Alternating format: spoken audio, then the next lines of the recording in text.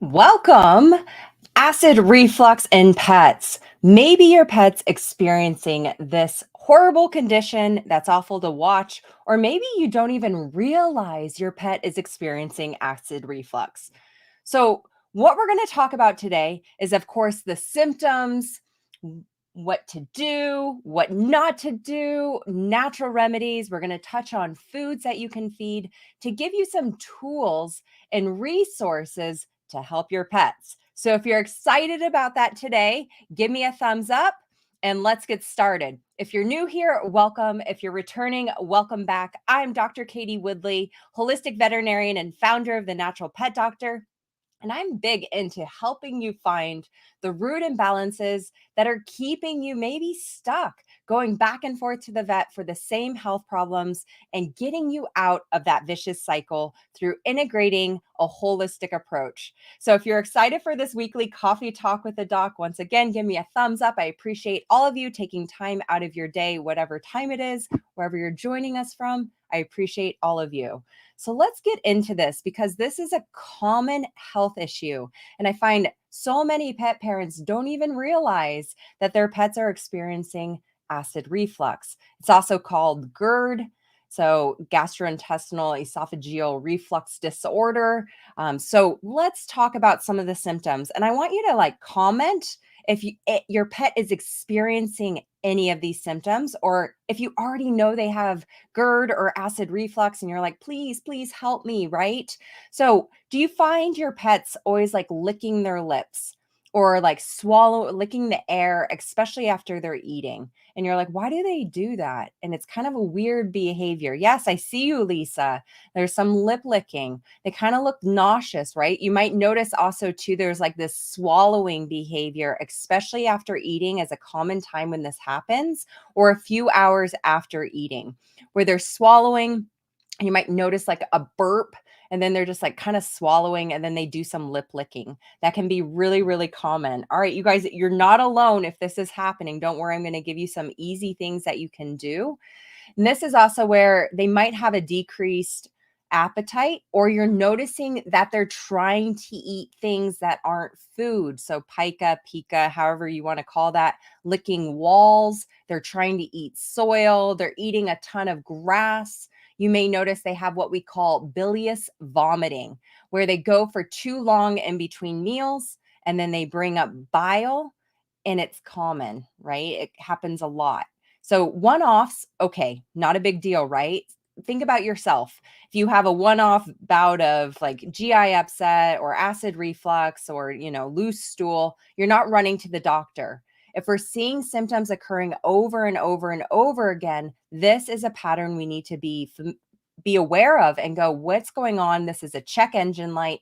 We need to be doing something about this, or else it's going to become a bigger issue. And two, who has ever had acid reflux?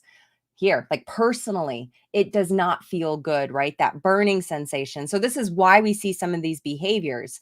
Now, the other one too, I get a lot of pet parents come to me and they're like, why, Dr. Katie, does my pet have bad breath? Their teeth are perfect. There's no tartar, there's no plaque, there's no inflammation present that they can see. And their vet's like, no, their mouth's fine. This is not dental disease, but we have this horrible odor coming from the mouth, this really bad breath. And you're like, whoa, that smells bad. That can be a sign of also acid reflux is occurring. Now, grinding the teeth, kind of snapping the jaw, painful swallowing, also to a prayer stance. So prayer isn't prayer, like I'm saying a prayer, but prayer is when they're bending down and flexing. So it looks like a play bow for dogs, like it, but they're not playing. And this usually occurs after eating where they're stretching and they're just trying to get comfortable, but they're feeling that burning sensation from the acid reflux that's occurring. Restlessness, pacing, they can't get comfortable, they're shifting positions. You might hear like a gurgling noise in them too. They're just really lethargic, they don't feel good. If you're noticing a lot of blood that they're vomiting up to, that's obviously not a good thing. Make sure you go to the vet for that. But this can be a sign of what we call esophageal irritation. So when we think about what exactly is acid reflux, so think about all those symptoms. And I want you to like, are you ticking the box? Like my dog, my cat, they're displaying some of these symptoms. Like this is where, okay, well, why is that happening? There can be a lot of reasons for why there's acid reflux occurring. Now, I find here's the problem, right? And you may be stuck in this right now. When you see these symptoms, or if this is happening to your pet and you go to the veterinarian, or this happens on the human side too, the alternative or the suggestion is given, well, let's use an acid reducer, right? So we use conventional medications to reduce acid. And then what happens is, or even like prokinetic drugs, so increase the motility so that way food is passing through faster. So that way it's not getting stuck in the stomach. But the problem is, so these are drugs like famotidine, omeprazole, your ranitidine. These are going to be your antacids. The problem is that they are not meant to be used long term. So what they're doing is they're neutralizing the stomach acid. And this is where the problem is, okay, it's like putting a Band-Aid on the like a wound, right? But if we keep like cutting ourselves and we just put Band-Aids over it and we don't fix the reason why it's actually happening, it's not gonna resolve, right? So essentially we're just adding fuel to the fire and just spraying water on it and hoping that it resolves itself. Now, these antacids aren't meant to be used long term. And there's studies on the human side that showed that the long-term usage of these types of medications in humans can actually lead to things like esophageal cancer. They can also lead to problems with digesting and absorbing vitamins, minerals, nutrients. So what that means long term then is we're going to be deficient in things like B vitamins, zinc, magnesium, calcium. Those are common ones that in the studies that they've done have shown that people long term are going to have issues there. We know that dogs and cats, they are different from us. They are not omnivores, they are carnivores. And so they need a low stomach pH. And that's what acid is there to do, to help create this beautiful environment to help break down food so that they can actually absorb the vitamins, minerals, and nutrients. Also, that lower stomach acid, that hydrochloric acid, is also going to stimulate the release of digestive enzymes like pepsin that digest proteins. It's going to stimulate the pancreas to produce other enzymes like lipases, proteases, and others that are going to break down proteins, fats, carbohydrates. So, this is why if we keep our pets on these types of medications long term, they end up with nutritional deficiencies. We see it every day in pets when we do hair tissue mineral analysis. If you miss that coffee talk, go back to our YouTube channel and you can watch the fur testing. And is this like the missing key to your pet's health?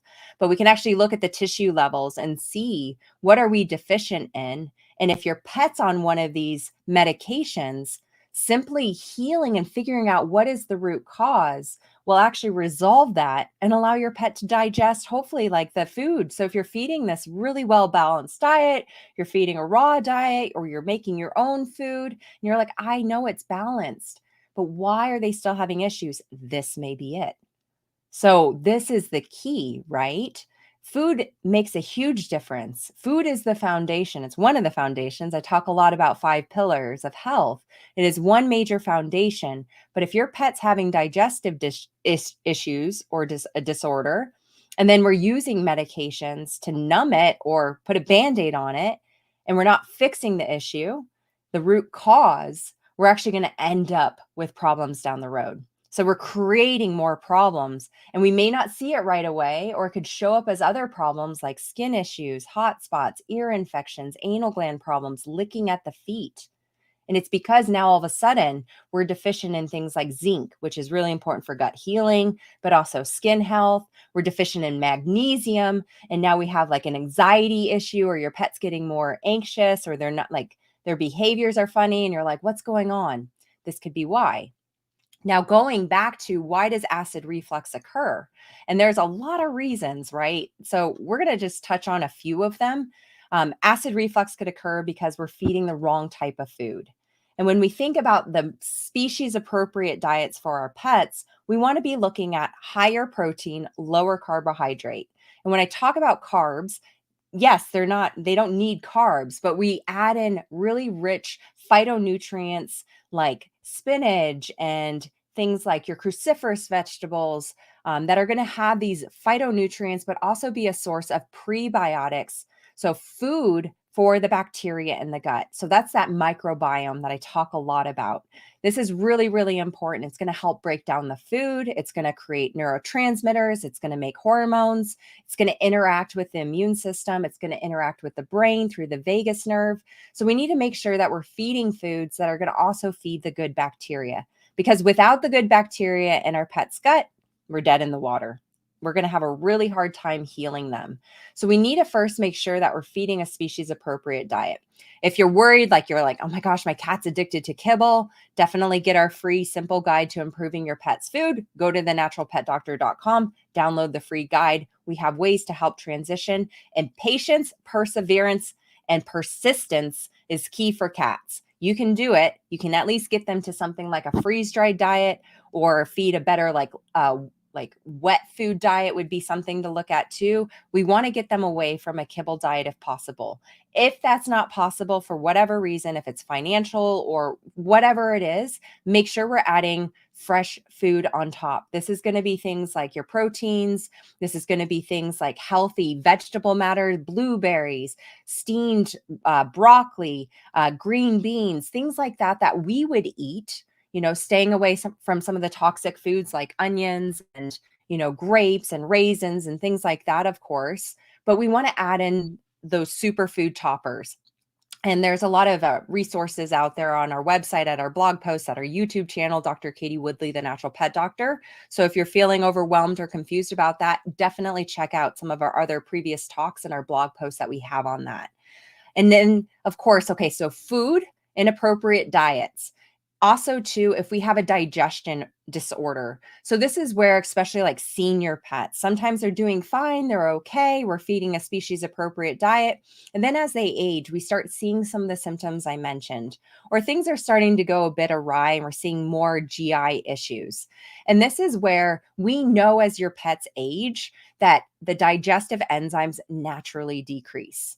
And so this is where potentially adding in some digestive enzymes to help them break down the food can make a huge difference. Adding in a source of things like betaine hydrochloride can make a huge difference for them. That betaine hydrochloride is going to be that stomach acid to reduce that.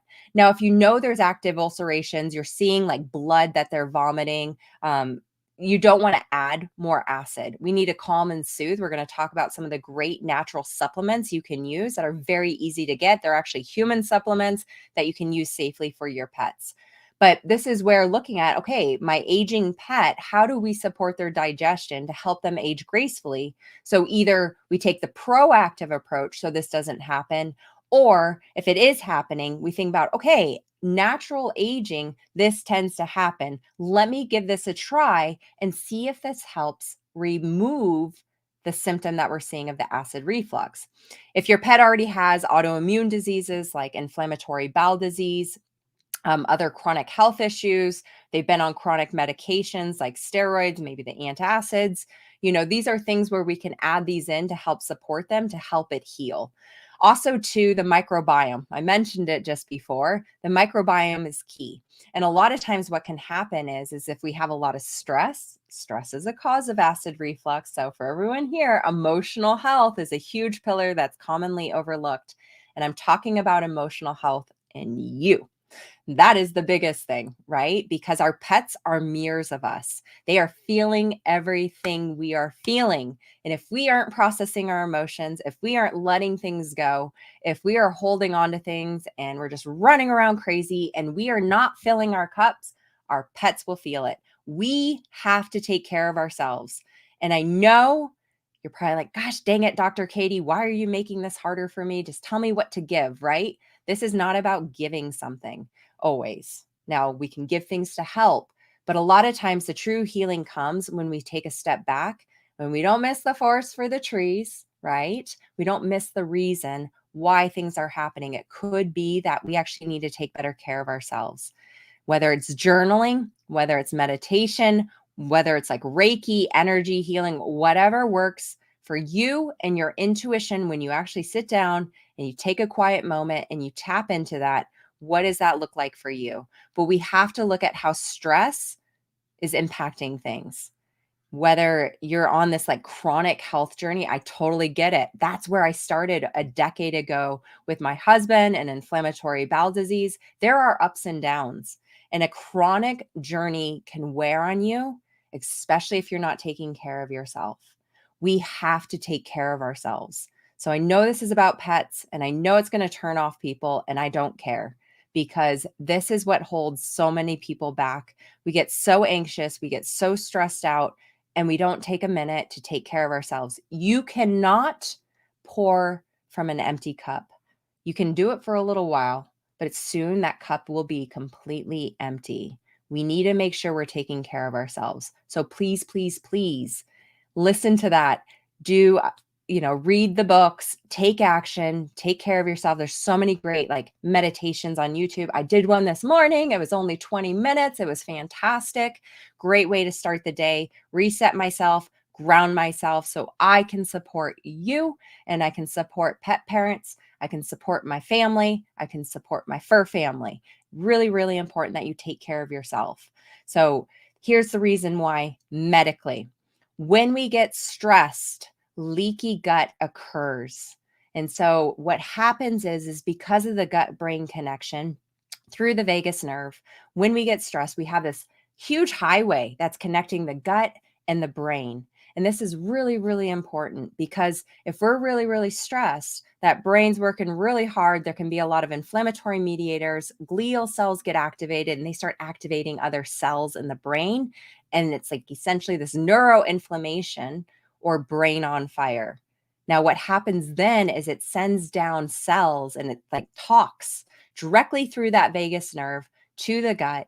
And it says like, oh my gosh, things are not going well up here. Like, we need to get things going down here. And that's where a lot of times when you get anxious, you feel the butterflies in your stomach, or you get like stress diarrhea, right? You're like, whoa, what's happening here, right? That's exactly why. Because of the gut brain connection. I see people like, I remember when I was stressed about my university exams, had gastritis, and my cat used to throw up a lot. This is so true. There's so many examples of this. And when we actually sit down and go, wait a second, wow, they're like having a flare up of their IBD when I'm having a flare up of my IBD. So many times our pets are the mirrors of us. So make sure that we're looking at that, because if we miss that, you're going to be stuck, and you're also going to be like throwing things at the wall, hoping they stick, spending a lot of money on supplements, collecting a supplement graveyard, and it's no fun, and it gets really expensive and frustrating, and it creates more stress. So definitely make sure we're solidifying that pillar of health and strengthening that foundation, because that may be the only thing you need to do. That may fix it. Like, and it's free. It's free. Like, how cool is that? Like, it's free, but it's the hardest thing sometimes to do is to take care of ourselves. So keep in mind that can be an issue too. Very, very important. And then also too, we're looking at the microbiome. Do we have a dysbiosis? A lot of times these pets, when they have acid reflux, they actually have an E. coli overgrowth. So if we're not addressing the E. coli in the gut, and there's a lot of great tests like Animal Biome, where you can send in a stool sample, you can order it from the company directly. You don't have to go through the vet. You can get an idea. Do we have Clostridial overgrowth? Do we have E. coli overgrowth? Do we have a dysbiosis? So the bad bacteria is outnumbering the good. Are we lacking diversity? Do we have enough of the different types of bacteria that should be there? So a lot of times we can end up having things like SIBO, small intestinal bacterial overgrowth. So there's a lot of factors that can play a part of this. But we need to go back to like the very like basics, right? I always go back to my 5 pillars. And you're like, I'm already doing that. But your pet's having this. There's something that's missing, and there's a foundation that's weak. So I want you to reassess and keep an open mind and be like the investigator, be the scientist to be like, okay, let's dive into these pillars. Physical health. Are they getting enough environmental enrichment? So especially cats. Are we engaging with them? Are we playing with them? Are we getting them moving to move that lymphatic system, move the gut, get things, that motility going, help their detox pathways, right? Through that lymphatic system that only comes through movement. Are we supporting their gut health and nutrition? Of course, that's key. Are we supporting their immune health? So this looks like, are we reducing, flea and tick medications? Are we only using them? Are we using safer alternatives? Are we over vaccinating our pets? That's going to put more pressure on the gut, and it's going to affect the way your pet digests. It's going to impact everything. We need to be looking at emotional health. I just delved deep into that. We need to be looking at it. We need to be looking at environmental health too. Is our environment filled with toxins? And a lot of people are like, well, my house is clean. Okay, great. What's going on outside?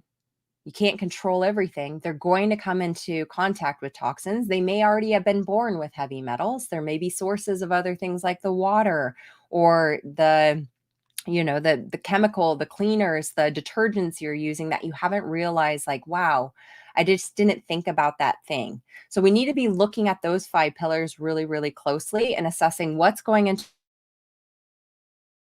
with supplements, brands, the type of food, the stress, the environmental, the emotional health of this, like the status of the household.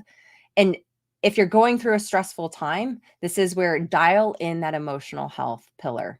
And if you can't control what other people do, right? But we can control how we react to it. So keep that in mind, right? We have control over ourselves. It's not always easy, but when we become more aware about it, we can do something about it. So let's talk about, okay, we have all these causes, and I want you to become the investigator, the scientist. I want you to look at these pillars and really dial in and think about, okay, we're seeing these symptoms. When is it happening? Get that journal out, start journaling. When is it occurring? I'm giving this. Okay, how long after? What am I doing? What is the situation? Do we have a routine in the house? And really start looking at it from that perspective. I want you to like write it down and detail it out. It is very difficult to remember like specifics. We think we can, right? We get to the end of the week. And if I were to ask you, what did you have for a snack on Monday in between breakfast and lunch? Maybe you didn't have anything, but a lot of times it's like, I don't know. I thought I would remember that. This is why a journal is really, really helpful, because I want you to break it down into those 5 pillars. Okay. And assess each area every single day. At the end of the day, just spend 5 minutes detailing out what happened and how your pet's feeling, how you're feeling, what was the energy level in the household, what were some of the things going on. Maybe you went on a trip, a pet sitter came, all those things, they're going to play a part for figuring out why something's happening. Now, right now, we have these symptoms, right? Quality of life is always most important for our pets, for our dogs, for our cats. And this is where we can replace a lot of these medications, those antacids, because they're not necessarily helping us. Now, 1 or 2 doses, that's fine. I'm okay with that if you're having severe issues, but we do not want to continue with long-term acid reducers for the various reasons we talked about at the beginning. And for everyone here who just joined, don't worry, this is recorded. You can rewatch it at our YouTube channel, Dr. Katie Woodley, the Natural Pet Doctor. You can also watch it here on Facebook and Instagram. So don't worry, it's being recorded. But here's the thing. When we look at, okay, well, what do we need to do? First off, we need to look at the food. Obviously, if we can feed a species appropriate diet, perfect. This is not the time and place to feed high protein, high fiber diets. And the reason why, and also high fat, the reason why is we don't want to slow down the motility and the gastric emptying. So how quickly it takes for the stomach to empty into the small intestine. Because if we have big meals and we know that higher protein, higher fat, and also too, your higher fiber will sit there for longer. Let me reword that. Not high protein. Sorry about that. Higher fiber, higher fat. You're probably like, wait, you just said species appropriate diets. hold on, let's reverse. So high protein's okay. So remove that. Fat, fiber. So those are going to slow down gastric emptying. We also want to feed smaller meals throughout the day. Perfect for cats, right? So we can feed smaller meals throughout the day. That's what they're used to. Their stomachs are used to like a ping pong ball size of food at a time. And this is where if you're like not sure how to do that, this is where freeze-dried treats or food can really help you with spacing out those meals if your cat's experiencing acid reflux. For dogs, once again, breaking down those meals. We're not giving them, two huge meals or one huge meal. Now, I love intermittent fasting, but right now we've got to help reduce the symptoms, give that digestion a rest, and get them back on track. And then we can go back to the intermittent fasting for them. One of the ways to still do intermittent fasting is have that last meal in the evening time before bed, small meal or like amount of treats, or break it. I usually like the meals broken down so you know that they're getting like the balanced meal, and then fasting for like 10 hours if they can handle that length of time in between, and then we feed them. So that can still be part of the fasting that we can use for our pets. Now, if they can't tolerate that, okay, we may need to feed them sooner. That's okay. Remember, this is the starting place. So break down those meals. We're going to put less pressure on the gut. Make sure we're not adding a lot of fat right now, and we're not adding extra fiber for those animals. That's going to make a huge difference to help them. Then the next thing that we want to do is we want to use like nutraceuticals or supplements or herbs or all the above to help calm down that inflammation, soothe it, help support that emotional health. Number one, I talked about it this past weekend, an Inside Scoop. If you're not familiar with that group, highly recommend joining it. Rodney Habib, Dr. Karen Becker, they bring on guests. I was blessed to be a guest this past weekend on their podcast, teaching, Pet Parents 2.0, how to optimize your pet's health. This is one of the herbs that I talked about as a natural remedy to common medications that are used. So ashwagandha is really helpful because it's a great adaptogen. So adaptogens are these types of herbs that are going to either put like the brake pedal on if we're like going too much into overdrive, or they're going to push down on the gas if we need to boost things and give ourselves some energy, especially with like chronic disease. So this is something and keep in mind, I'm not a human doctor, so take it for what it's worth. Ask your own doctor about this. They may not know about it. Do your own research. But ashwagandha is a really, really helpful herb that we can use for ourselves to help readjust and reset our HPA axis, which is our hormonal system. So the hypothalamus, the pituitary, the adrenal glands, the thyroid, it's going to help those adrenals calm down. Because a lot of times when we get into these stress states, whether we're caring for a sick pet or ourselves, or we're going through a period of a lot, this is where adaptogens can be really helpful at just kind of taking a bit from the body and supporting it, so it's not having to work so hard. Very, very safe. So definitely look at adding in things like the ashwagandha. I love ashwagandha forte from Standard Process. Feel free to send us a message. I can send you a link. We have a link in our bio on Instagram where you can buy Standard Process supplements. Those are great natural glandular whole foods support supplements for people and for pets. So definitely give that a try. This can be given to both dogs and cats safely. So everything I'm going to talk about can be for dogs and cats. So keep that in mind. If you're like, everything people talk about is usually about dogs. This is for both.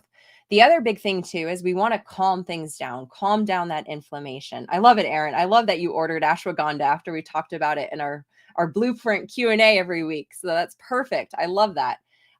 Oh my gosh, Tracy, you guys are just awesome. I love that you're reading Letting Go. I love you guys. All right, you're taking the action. I love it. All right, let's talk about some soothing herbs. These are going to be your natural antacids. These are the things that replace your medications. So your things like famotidine, ranitidine, omeprazole. And what the beautiful thing is about herbs is that we're getting the synergistic properties of all the components of the plants.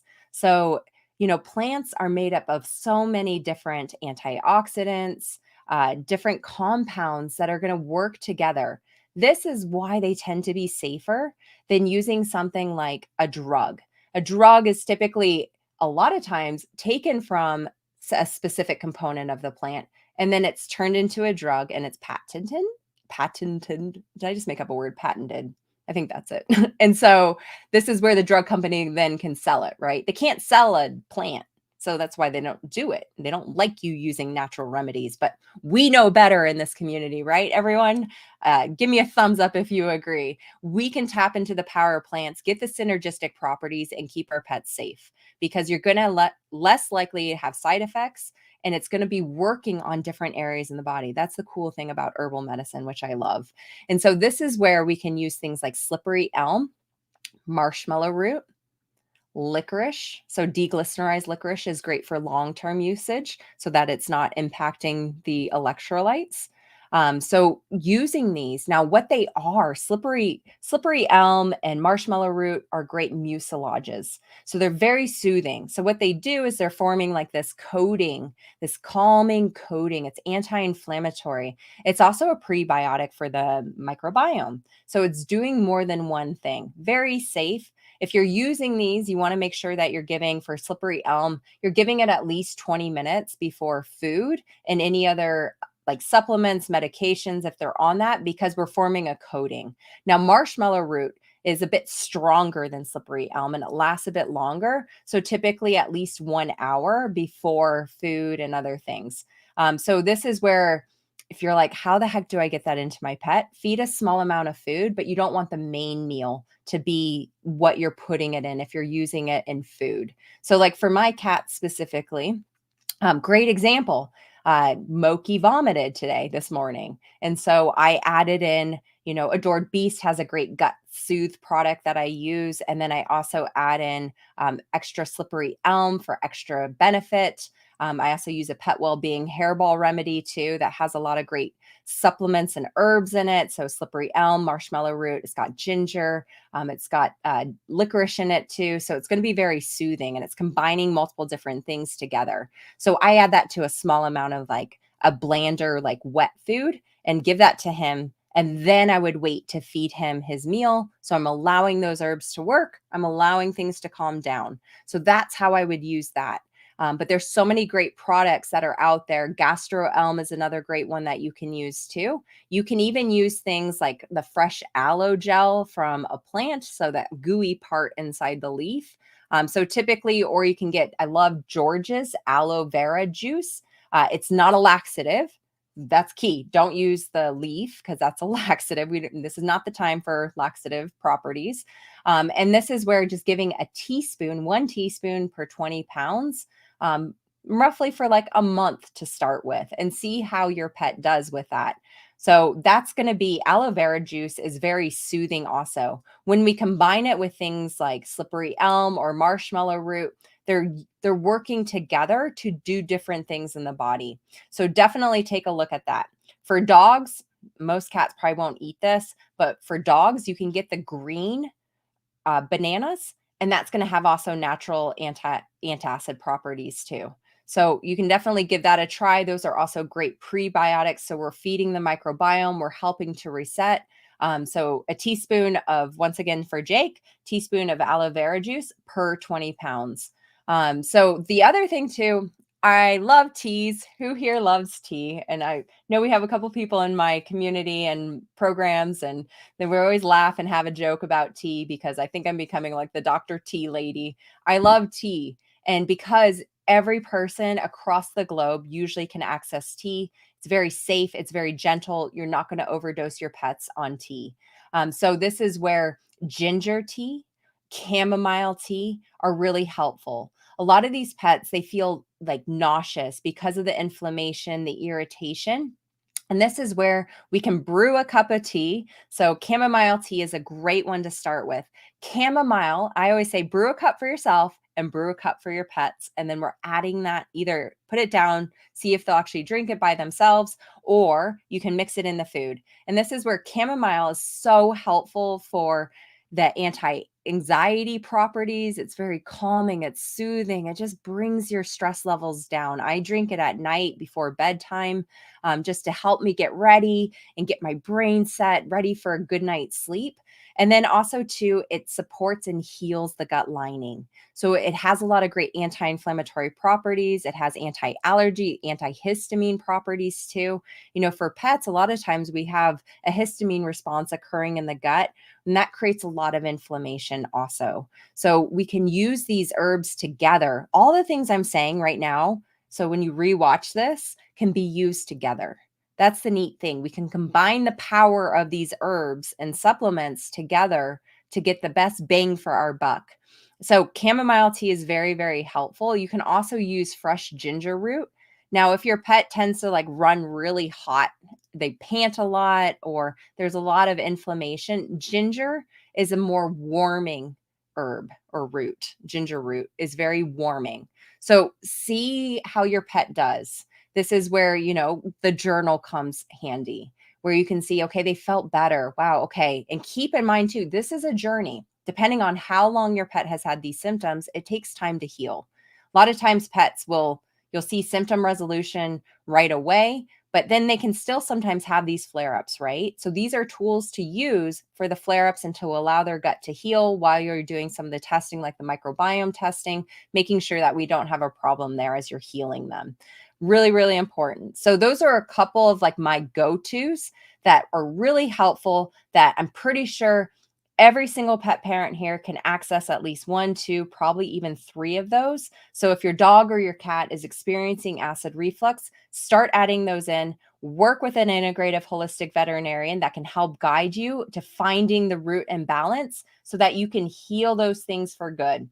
The other thing too is that we just released our Better Gut Health program for everyone. Before, we ran it as a one-on-one program in a group setting, and I decided the results we got, everyone needs to have access to this. So if you want to go through a self-paced online program, it's a course that takes you through how to improve your pet's gut health. So if they're experiencing acid reflux, if they have inflammatory bowel disease, or you don't have a diagnosis, but they're having vomiting, diarrhea, and even allergies, usually there's a gut health problem that needs to be fixed. We have to find the root and balance, and it teaches you how to support the microbiome, do personalized testing, what to ask for at the vet, and most importantly, the frameworks we use to focus on the emotional healing side, supporting those detox pathways and healing that gut health while you're getting to the root cause to truly heal your pets through an integrative holistic approach. So you can go to our website, thenaturalpetdoctor.com, go to our storefront. I've got on both YouTube and Facebook, there's a link there scrolling along the bottom, but you can go to the link in our bio on Instagram or just reach out to us. It is all self-paced. I've already been getting feedback from some members that just recently joined the other day when we released it, which I absolutely love.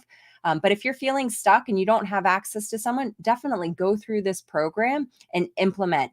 Take action, do the journaling, do the things, because that is where the action will lead to the results and reflection, and being truly honest with yourself on where you're at, especially with yourself, like emotionally, and taking action and doing the things will play off. Like, it will make a huge difference for you. I promise. I've been on this journey myself with my own family. I've been through it with my own patients.